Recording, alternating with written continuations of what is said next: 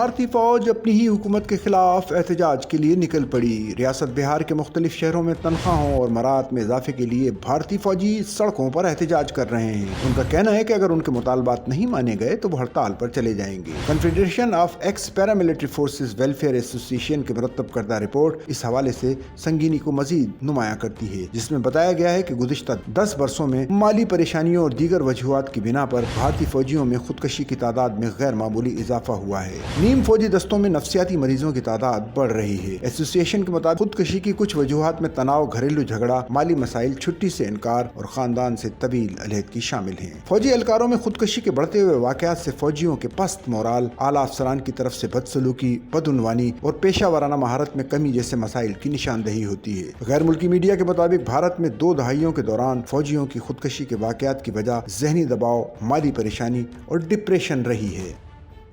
Sachal news net work کی videos میں خوش آمدید۔ ناظرین، ویڈیو سے متعلق اپنی قیمتی رائے کا اظہار کمنٹ باکس میں ضرور کریں اور چینل کو سبسکرائب کریں۔